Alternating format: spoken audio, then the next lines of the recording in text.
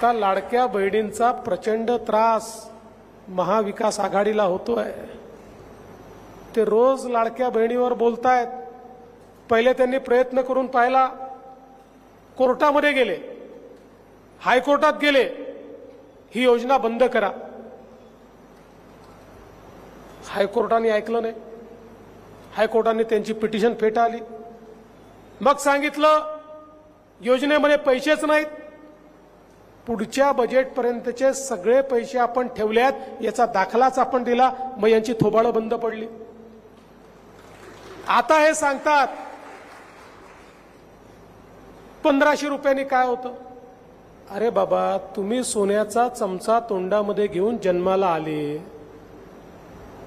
पण या देशामध्ये, या राज्यामध्ये महिन्याला 1500 रुपयाचं महत्त्व काय आहे हे आमच्या गृहिणींना विचारा, तर त्यांना समजतं। महिन्याच्या शेवटी जेव्हा मेळ बसवावा लागतो त्यावेळी या 1500 रुपयाचं मोल काय आहे हे त्यांना त्या ठिकाणी समजतं।